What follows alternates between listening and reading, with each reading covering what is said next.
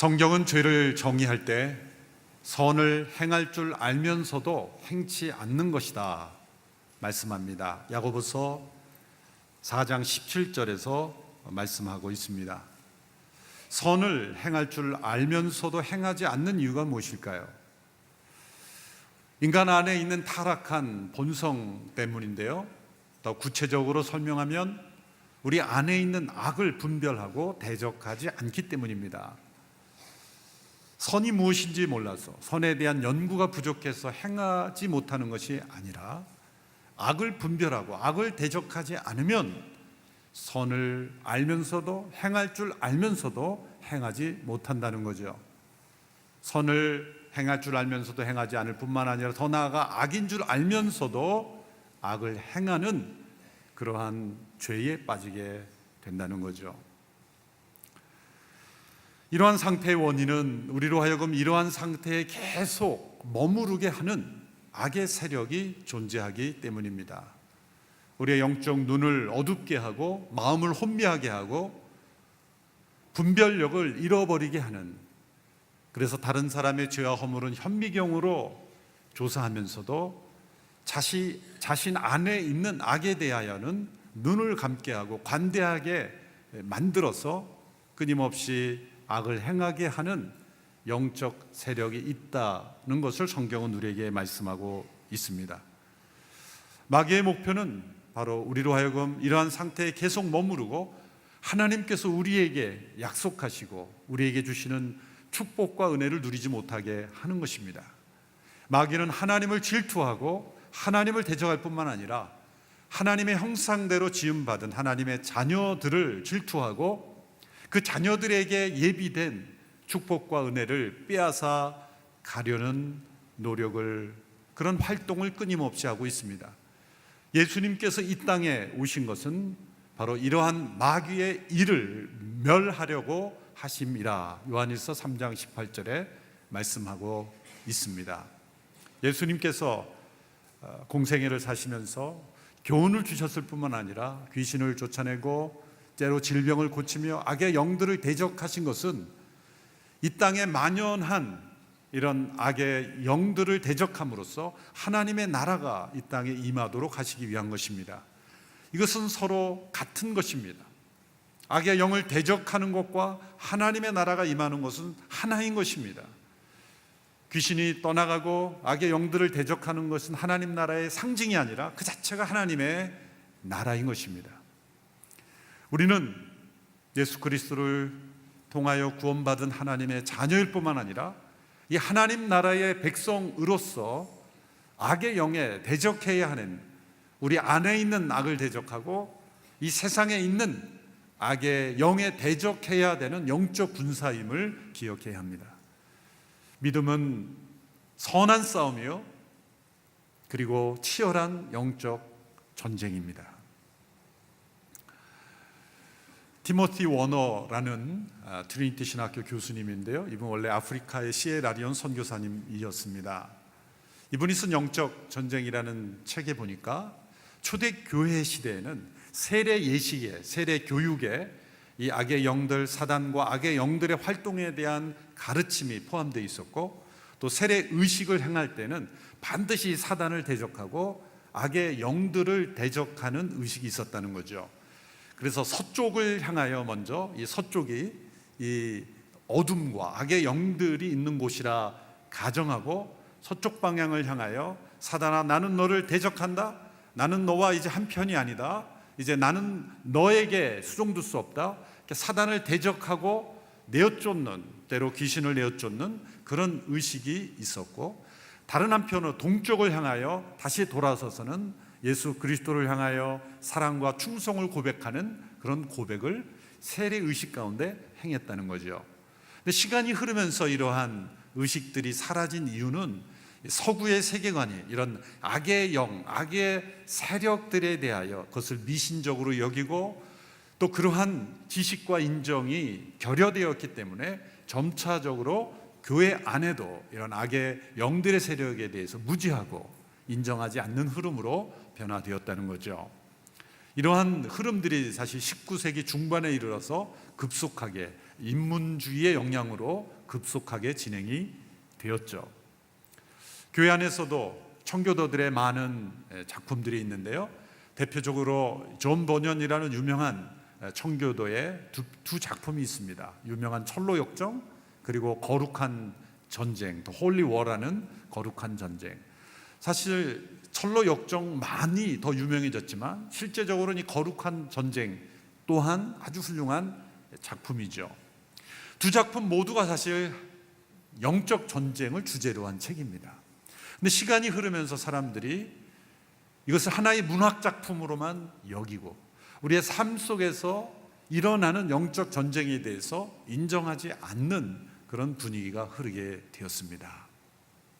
그 결과 우리가 교회가 영적 전쟁에 대해서 무지하고 악의 영을 대적하는 일을 게을리함으로 인해서 우리가 선을 행할 줄 알면서도 행치 않고 또 악인 줄 알면서도 행하게 되는 그러한 문제에 봉착하게 되었다는 것을 지적하고 있습니다. 우리가 영적으로 깨어있지 않으면 이 마귀의 공격을 깨닫지 못하고 은밀히 교활하게 음흉하게 우리를 공격하는 이 악의 세력을 분별하기가 어렵습니다. 성경에서는 끊임없이 우리가 깨어 기도해야 되며 성령 안에 깨어 있어야 된다는 것을 말씀하고 있습니다. 에베소서 6장 18절의 말씀을 보시면 모든 기도와 간구로 항상 성령 안에서 기도하고 이를 위해 늘 깨어서 모든 일에 인내하며 성도를 위해 간구하십시오 말씀합니다. 항상 성령 안에서 기도해야 되는 것은 항상 악의 세력이 우리를 공격하기 때문입니다. 쉬지 말고 기도해야 되는 것은 악의 영들이 쉬지 않고 우리를 공격하기 때문입니다. 한순간도 성령 안에 깨어있지 않으면 언제 어디서 어떤 모습으로 우리를 공격할지 모르기 때문입니다. 성경과 역사는 이 사단 마귀가 역사를 통해 우리들을 어떻게 어떤 계략으로 공격하는지를 우리에게 잘 보여주고 있습니다. 많은 공격들이 있지만 대표적인 계략들을 5가지로 저는 요약해 보았습니다. 첫 번째는 의심, doubt, 의심입니다. 이 마귀가 devil이잖아요. 그래서 D라는 스펠링으로 시작되는 단어들로 영어로는 정리해 보았습니다. 사단이 인간을 처음으로 공격할 때 의심으로 공격했죠. 창세기 3장 1절의 말씀을 보십시오. 여호와 하나님께서 만드신 들짐승 가운데 뱀이 가장 교활했습니다. 그가 여자에게 말했습니다. 정말 하나님께서 동산의 어떤 나무의 열매도 먹으면 안 된다라고 말씀하셨느냐. 뱀의 모습으로 위장한 사단 마귀의 첫 번째 인간을 향한 질문이었습니다. 이 질문의 첫 번째 공격이 담겨 있는데 그것은 바로 의심을 인간의 생각 속에 불어넣어 주는 것이죠. 정말 하나님이 그렇게 말씀하셨냐? 개역개정에서는 참으로라는 그러한 단어로 번역이 되었죠. 사단은 인간의 생각 속에 의심의 씨앗을 뿌립니다. 인간이 의심할 수 있다는 것은 자유가 있기 때문이죠. 그런데 그 자유를 의심으로 사용하느냐, 그 의심의 대상을 누구로 삼느냐는 인간의 책임입니다. 인간은 누구를 의심해야 됩니까? 그 뱀의 말을 의심했어야 되죠. 하나님의 말씀에 대한 의심이 아니라 이 뱀의 말을 의심했어야 되는데 하나님의 말씀에 대한 의심을 받아들이는 순간 인간의 마음속에 혼란이 오기 시작한 거예요. 사실 우리는 의심을 지적인 어떤 영역이라고 생각하기 쉽죠. 의심을 생각의 영역이라고 생각하기 쉽지만 가만히 살펴보면 의심은 의지적인 영역이 더 많습니다. 우리가 하나님의 뜻에 따르리라 결심하면 때로는 의심이 떠나갑니다. 하나님의 뜻에 따르리라 하는 결심과 의지가 없을 때는 하나님의 말씀에 대한 의심이 찾아오는 것이죠. 여자가 이 뱀의 말에 의심을 받아들인 순간 왜곡하는 일이 일어났습니다. 그 뱀의 말의 뒷부분에 나와 있는 말이 틀린 것을 잘 분별하지 못했죠. 하나님께서는 모든 나무의 열매를 먹지 말라 하신 적이 없습니다. 모든 나무의 열매를 먹되 동산 중앙에 있는 나무의 실과를 먹지 말라 하셨음에도 불구하고 의심이 들어오니까 이 여자의 생각 속에 왜곡이 들어오기 시작한 거예요. 그래서 먹지도 말고 건드리지도 말라, 만지지도 말라라는 말을 첨가하고 왜곡하게 된 거예요. 그 틈을 타서 뱀은 하나님의 말씀을 전면으로 부정합니다. 너희가 이것을 먹는 날에는 하나님과 같이 되며 결코 죽지 아니하리라. 절대로 죽지 아니하리라.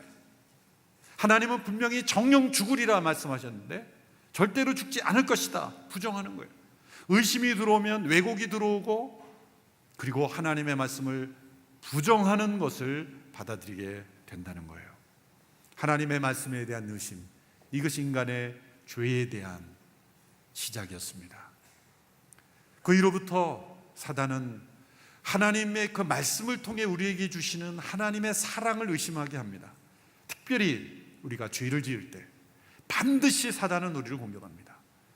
죄를 짓는 것 그 자체도 무서운 공격이지만 그 이후에 우리를 공격하는 것은 그 죄를 진 우리의 모습을 보면서 하나님께서 우리를 사랑하지 않을 것이다, 하나님의 사랑은 마를 것이다, 하나님의 사랑은 끊어질 것이다, 너 같은 인간을 하나님이 사랑하실 리가 없다. 죄 가운데 넘어졌을 때 반드시 우리를 공격하는 것, 하나님의 사랑을 의심하게 합니다. 우리가 많이 경험하죠. 한 주간 살아가면서 하나님 앞에 합당하지 못한 죄를 범했을 때 예배의 자리로 나아오는 우리의 발걸음이 가볍습니까? 무겁습니까? 무작정 가벼운 것은 문제가 있죠. 죄 가운데 있으면서 룰루랄라 나오는 건 문제가 있는 거예요.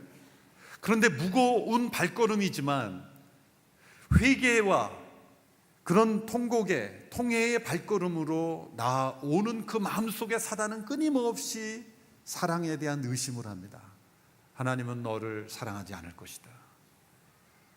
너 같은 사람을 하나님이 사랑하실 리가 없다. 바로 그것이 사단의 계략이요 공격입니다.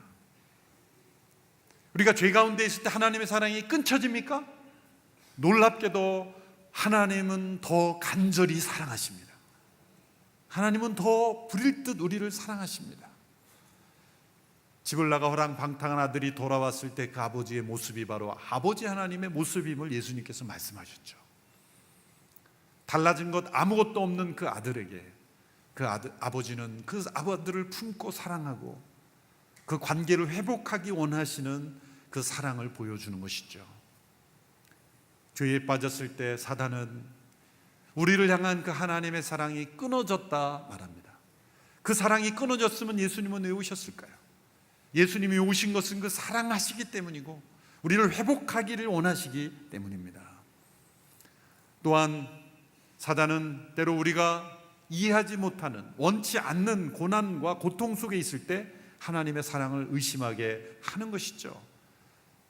사단은 이런 논리로 우리를 공격합니다. 하나님이 우리를 축복하시는 것은 우리가 죄를 짓지 않았기 때문이다. 만일 우리가 죄를 지면 하나님이 우리를 축복하시는 것을 그치실 것이다. 우리가 원치 않는 고통과 고난 속에 있을 때 우리는 하나님의 사랑을 의심하게 됩니다. 그런 하나님의 사랑은 때로 우리가 원치 않는 고난을 통해서도 우리에게 주어지는 거예요. 하나님의 궁극적인 목표는 이 땅에서 우리가 잘 먹고 잘 살고 평안한 것이 아니라 우리가 하나님의 나라에 합당하게 거룩하게 우리를 변화시키는 목적이기 때문이죠. 그래서 히브리서 12장 6절에 보면 하나님께서 그 사랑하시는 자를 징계하시고 채찍질하신다. 우리를 향한 하나님의 사랑은 때로 징계와 채찍질로 나타나실 수 있다는 것이죠. 그러나 이 순간을 사단은 놓치지 않고 우리로 하여금 하나님의 사랑을 의심하게 합니다. 원치 않는 사건, 불행한 일들, 우리에게 슬픔의 사건들이 다가올 때 사단은 하나님의 사랑을 의심하게 합니다. 사단은 또한 우리에게 주어진 이 구원의 즐거움을 뺏어갑니다. 구원의 확신을 뺏어갑니다. 사단은 결코 하나님께서 우리에게 주신 구원을 빼앗아갈 수 없습니다. 그러나 구원의 기쁨은 뺏어갈 수 있어요. 확신을 잃어버리게 하는 거예요. 우리가 죄에 빠지고 그리고 때로 원치 않는 고난 속에서 하나님의 사랑을 의심할 때 내가 과연 구원받았는가라는 의심을 사단은 불어넣어 주는 것이죠. 구원의 확신이 있어야만 구원받는 것은 아닙니다. 때로 구원 확신이 없이 구원받는 사람도 있어요. 어떤 경우에는 평생 내가 정말 구원받았나? 그렇게 고민하다가 천국에 들어가서 진짜네 그런 분도 있을 거예요. 사실은. 그래서 천국에 가면 놀라는 게 세 가지가 있다는 거죠. 오지 못할 것 같은데 온 사람이 있어서 놀라고, 올 것 같았는데 안 보이는 사람이 있어 놀라고, 자기가 거기에 있다는 거에 놀라고, 뭐 이렇게 놀라는 일이 많을 것이라고 하죠. 그러나 이 땅을 살면서 우리가 하나님께서 주신 이 구원의 약속 속에 확신하며 기쁨을 누리는 것, 하나님께서 우리에게 축복이에요. 확신이 있어야 구원받는 것은 잘못된 교리입니다. 그럼 구원받은 사람은 구원의 확신 속에 거하는 것이 하나님께서 우리에게 준 축복이에요. 사단은 이 구원의 확신을 앗아가려는 거예요. 그래서 불안과 두려움과 좌절 속에 살아가게 하는 거죠. 비행기를 타보면 우리나라에서는 그런 대기좌석이 별로 없지만 항공 노선이 많은 미국 같은 데는 국내선 같은 데 보면 이 게이트에서 대기좌석을 많이 찾죠. 그래서 일단 그 공항에 가서 대기좌석을 찾아서 이제 자리가 비면 가고 아니면 그 다음 편으로 가고 뭐 한두 시간 기다리면 또 다음 비행기가 있으니까 그런 일들이 많은데, 그래서 게이트에 보면 두 종류의 사람은 나눠져요. 편안히 좌석 앞에서 깊은 잠을 자는 사람과 자리가 날까 안 날까 불안해서 벌벌 떨면서 우왕좌왕하는 사람들이 있어요. 여러분, 우리가 받은 구원은 내가 탈 자리가 있을까 없을까 불안하는 게 아니에요. 구원의 확신이란 나를 위한 처소를 예비하고 그리스도 안에서 십자가를 통해 나를 분명히 구원하신다는 것을, 내가 탈 비행기 좌석이 확실히 있다는 걸 믿는 확신이 바로 우리에게 주어진 거예요. 사단은 이것을 빼야 하나님의 말씀을 의심하게 하고 사랑을 의심하게 하고 구원을 의심하게 하고 성경을 통해 교회 역사를 통해 우리에게 주신 그 자녀들에게 주시는 무한한 사랑과 축복의 물줄기를 끊어버리는 거예요. 그게 뭡니까? 의심이에요. 의심. 우리 안에 이런 의심이 밀려올 때 마귀의 계략인 줄 알고 대적하시기를 바랍니다. 어디서부터 시작합니까?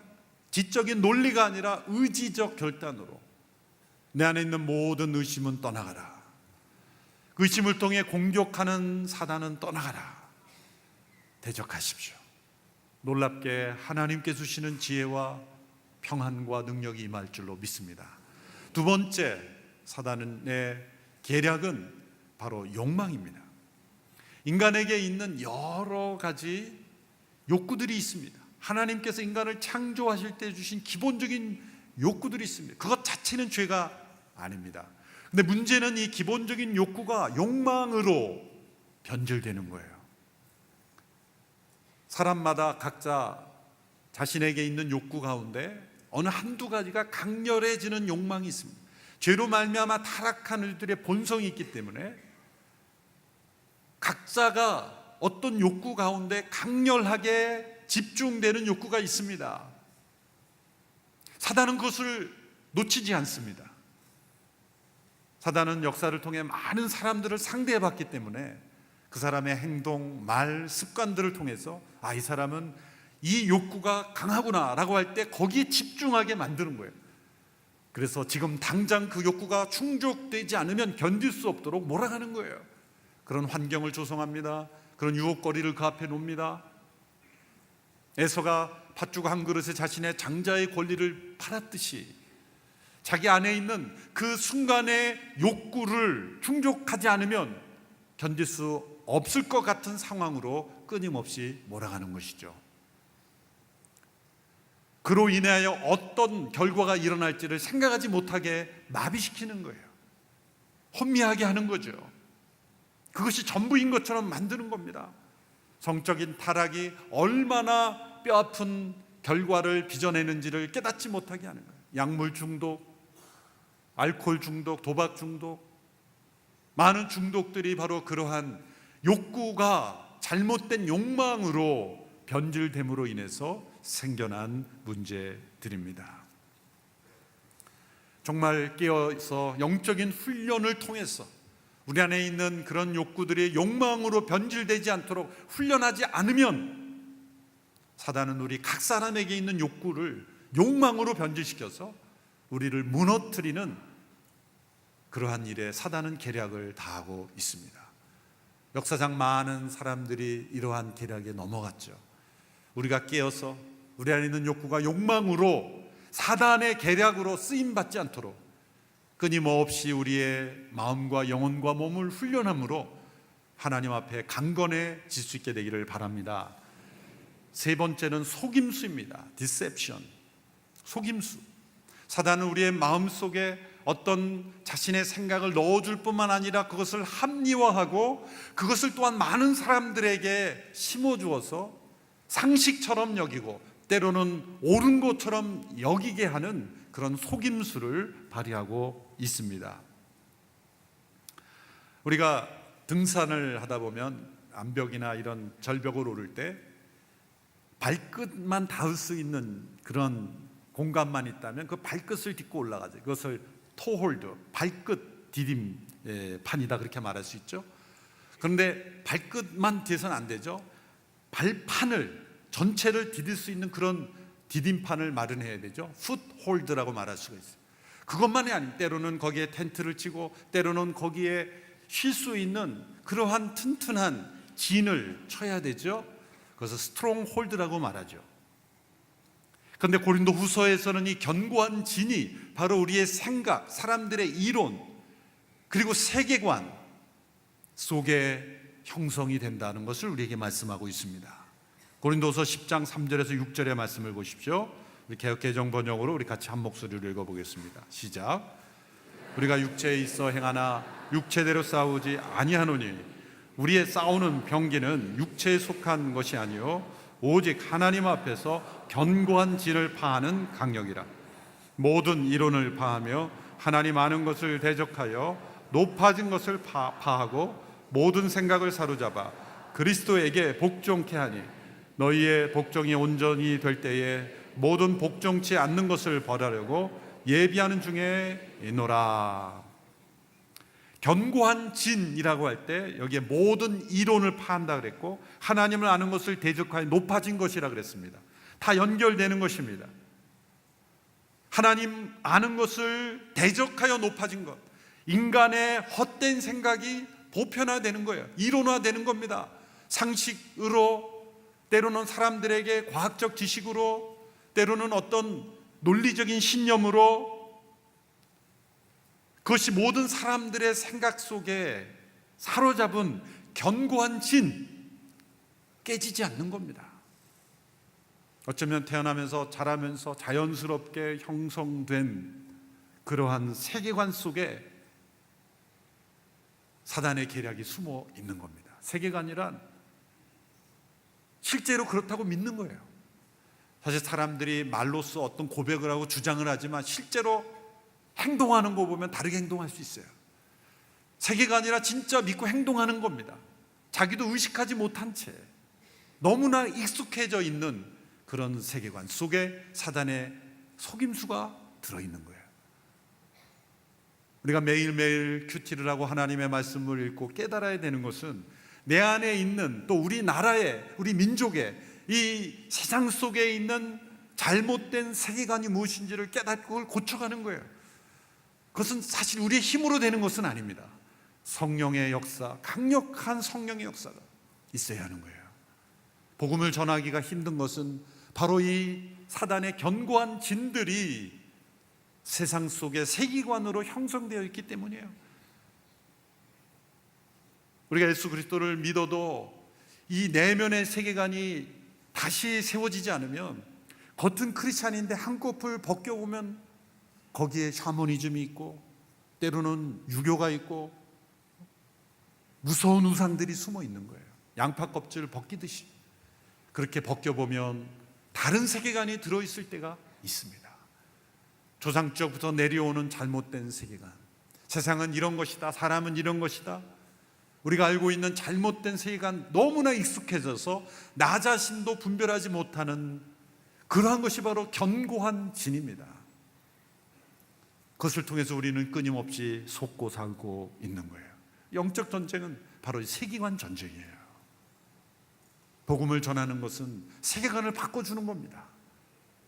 우리의 언어와 우리의 경험으로는 도저히 일어날 수 없어서, 그래서 복음이 전해지는 곳마다 사람들이 인정할 수밖에 없는 기적과 표적이 함께 따르는 것입니다. 성경의 세계관을 그대로 받고 그대로 우리가 살지 않으면 우리는 사단이 주는 세계관에 속아 넘어갈 수밖에 없는 것입니다. 이 사단의 속임수를 성령 안에 깨어 분별하는 저와 여러분이 되기를 바랍니다. 늘 깨어 나의 이 생각이 정말 성경적 세계관에 근거한 것인가, 아니면 내가 조상적부터, 아니 우리 한민족에 내려오는 잘못된 세계관에 포함되어 있는가, 그걸 잘 분별해야 됩니다. 네 번째는 분열입니다. 디비전. 사단의 목표는 하나님의 일을 방해하는 것이고, 이 일을 위해서 반드시 사단은 분열을 행합니다.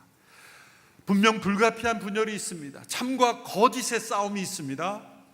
악을 대적하기 위한 분열이 있습니다. 악의 일에 함께 참여하지 않게 하기 위한 분열이 있습니다. 그러나 거짓된 그러한 어떤 영역에 대한 분열이 아니라 불필요한 논쟁으로 인한 분열, 자기 안에 있는 상처로 인한 분열, 그리고 권력 욕구로 인한 분열, 불신과 의심으로 인한 분열, 모든 것들은 다 사단의 계략에 넘어가는 거죠. 어느 선교 잡지에서 한 지역의 선교사님들이 철수하게 된 가장 중요한 이유를 분석해 보았습니다. 놀랍게도 그것은 타문화권 적응 부족도 아니었고, 건강 문제도 아니었고, 자녀 문제도 아니었습니다. 가장 많은 선교사님들이 철수 이유는 바로 동료 선교사와의 관계 상실이었어요. 갈등이었어요. 분열이었어요. 함께 복음을 전하기 위해서 목숨을 걸고 선교지에 가서 함께 만난 선교사들이 분열하는 거예요. 그것이 바로 가장 큰 어려움이었고 철수의 원인이었다. 사단의 계략이죠.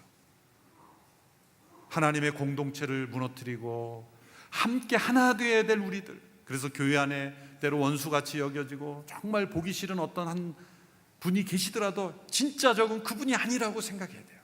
그분이 아니에요. 여러분 머릿속에 떠오르는 그 원수가 아니에요. 우리는 한 팀이에요. 한 팀이에요. 아니 그 사람과 내가 한 팀이에요. 속는 거예요. 아니야, 그 사람은 원수예요. 아니에요. 진짜 원수는 따로 있어요. 우리 모두를 서로 원수지간으로 만든 그 원수가 따로 있는 거예요. 자기는 싹 빠지고 서로 원수로만, 때로는 가족을 원수로 만들어버리고, 때로는 순식구를 원수로 만들어버리고, 그래서 하나님의 공동체를 분열시키는 거예요. 미국의 켈빈 밀러라는 여러 책도 쓰신 목사님이 계신데, 그분 책에서 이런 간증을 합니다. 제가 경험한 간증을 하면 어디선가 그분이 보고 계실 수 있기 때문에 제 간증을 할 수가 없고, 이분의 간증을 비슷한 예를 들어서 이렇게 제가 말씀드리고 싶습니다. 그분이 목회하던 교회에서 올겐을 새로 구입하는 문제로 의논을 했는 거예요. 그런데 올겐 종류가 여러 가지죠. 두 가지가 이제 나왔다는 거예요. 하나는 로저스 오르간, 하나는 알렌 오르간. 저는 사실 뭐 이런 종류가 있다는 것도 책을 통해서 알았는데요. 의논을 하다가 이제 많은 분들이 알렌 오르간이 좋겠다. 그래서 알렌 오르간으로 결정했다는 거예요. 그런데 한 분이 유독 끝까지 로저스 오르간으로 해야 된다, 그렇게 주장을 굽히지 않았어요. 결국 결정이 돼서 올간이 들어와서 1년, 2년, 4년이 지났는데도 여전히 그 목회자에 대해서 냉담할 뿐만 아니라 그 문제로 대적을 하는 거예요. 부흥의 기간이 와서 강사 목사님이 말씀 중에 성도 간에 서로 마음에 적대감이 있고 불편한 마음이 있다면 서로 찾아가서 같이 용서를 구하고 기도하라. 그런 시간을 가져서 담임 목사님이 가만히 생각해 보니까 올간 문제로 4년 전에 끊임없이 대적하고 있는 그 성도 얼굴이 생각이 찾아갔다는 거예요. 성도님, 이제 올간이 들어온 지가 4년이나 됐는데 이제 마음 풀고 저를 용서하시고 함께 기도합시다. 그렇게 했더니 그 성도님이 말하기를, 저는 절대로 목사님 같은 분하고는 기도하고 싶지 않습니다. 목사님은 로저스 오르간을 구입하기 원하는 저의 의견을 묵살했습니다. 함께 기도할 수 없습니다. 이분은 왜 그럴까요? 이분이 로저스 오르간 회사 사장이기 때문일까요? 이분은 자기의 의견이 받아들여지지 않는 것에 대한 분명한 상처가 있는 분이에요. 그것이 로저스 오르간이건 무슨 오르간이건 온누리 오르간이건 상표가 중요한 게 아니라 내 의견이 받아들이지 않았다는 것에 대한 분노가 있는 거예요. 그것이 교회 안에 갈등으로 계속 용서되지 않는 갈등으로 남아서는 거예요. 교회 역사 속에서 카펫 종류 결정하다가 벽돌로 할 거냐 시멘트로 할 거냐 뭐로 할 거냐 결정하다가 교회가 깨어지고, 그런 문제가 얼마나 많습니까? 그래서 교회 안에서 싸운다 그러잖아요. 예수파와 그리스도파가 싸운다 그러잖아요. 바울이 가장 사랑하고 기뻐한 빌립보 교회 성도들에게도 흠이 있었다면 바로 이 분열. 빌립보 4장 2절에 보면 그분들의 이름까지 거기 적어놨어요. 유오디아와 순두계. 이 유집사님과 순집사님, 뭐 집사님이었는지 누군지 모르겠지만 같은 마음을 품으라. 이름까지 거명안을 보면 성도들이 다 알았다는 거예요. 다 알 정도로 그렇게 교회에 분열이 있었다. 바울과 실라와 디모데가 데살로니가 교회를 방문하고자 간절히 원했지만 사단이 막았다 그랬어요. 왜 사단이 막았을까요? 어떤 방법으로 막았는지 모르지만 분명히 바울은 사단이 막았다. 그것은 그 일행이 데살로니가를 방문하면 놀라운 영적 부흥이 일어날 것이고 하나됨이 일어날 것을 알았기 때문에 막은 거예요. 하나님의 사람들이 성령에 이끌려 하나님의 공동체를 일으키려고 할 때 사단은 분명히 공격합니다. 스펄전 목사님은 이렇게 말했어요.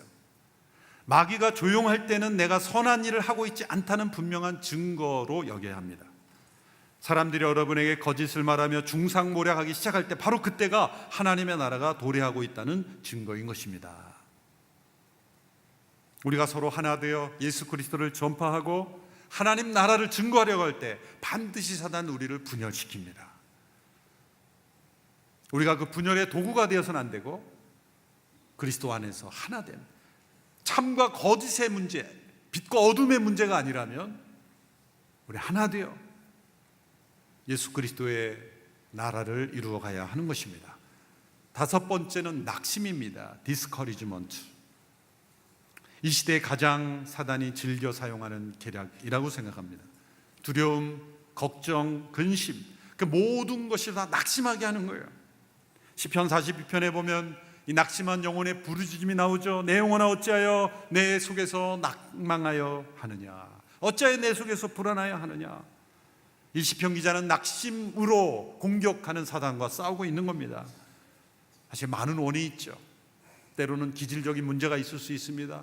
선천적으로 우울적인 기증으로 모든 것을 자기 자신에게 집중해서 지나친 자기 반성, 지나친 자기 분석을 통해서 자기에게 주목하는 것도 사단은 놓치지 않습니다.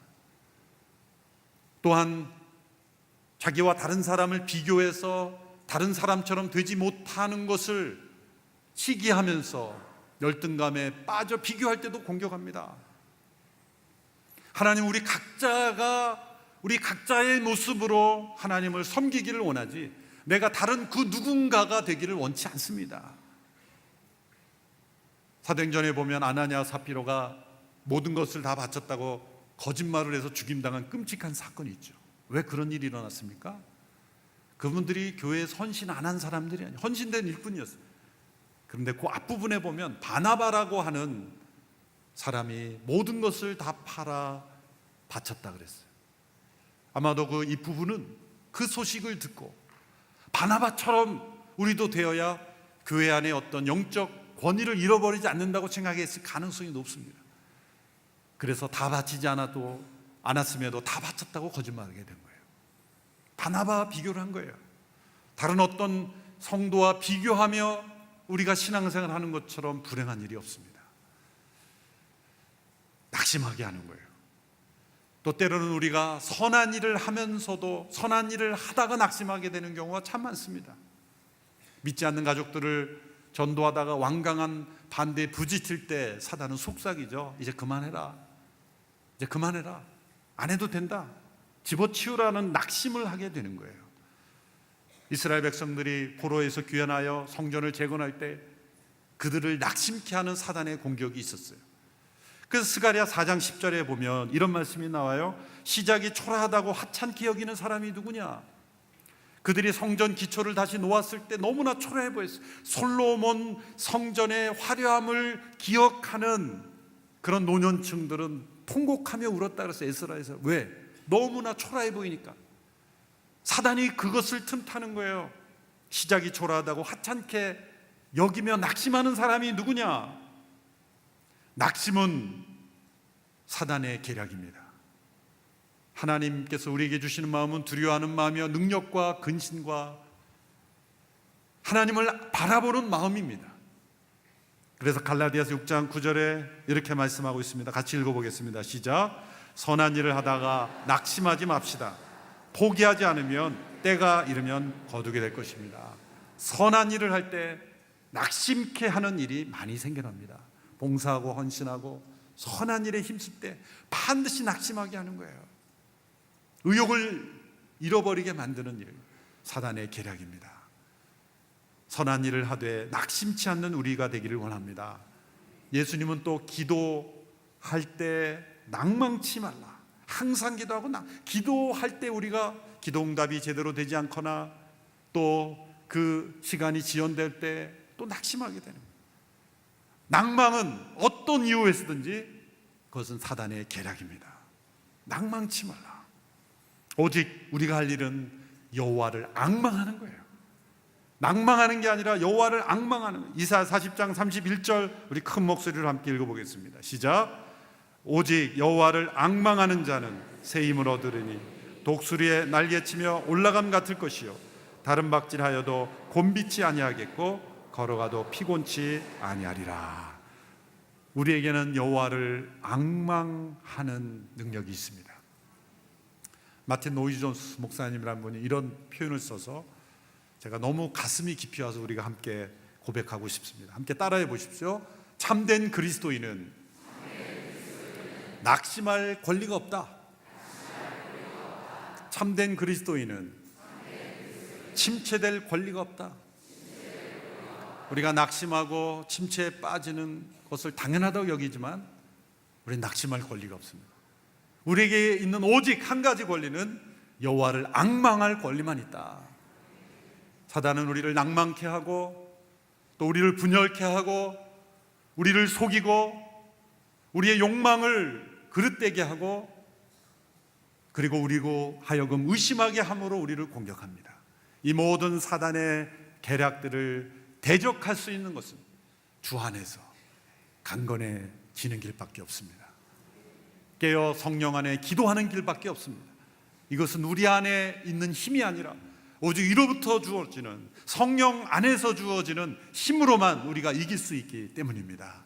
이러한 사단의 계략들에 넘어지지 않고 주 안에서 승리하는 저와 여러분이 되기를 주님의 이름으로 축원합니다. 기도하겠습니다. 살아계신 하나님, 우리를 끊임없이 공격하고 넘어뜨리는 사단의 공격과 계략을 분별하고 내 안에 있는 우리 안에 있는 이 모든 악의 공격들, 음흉한 계략들을 잘 분별하여 쓰러지지 않는 저희들이 되게 하옵소서. 오직 하나님만을 앙망하며 오직 하나님의 하나 되심처럼 하나 되며 또한 하나님의 진리만을 붙잡고 우리 안에 있는 모든 생각과 욕구를 그리스도께 복종케 하며 하나님의 살아계심을 확신하며 승리하는 저희들 되게 하여 주시옵소서. 예수님의 이름으로 기도하옵나이다. 아멘.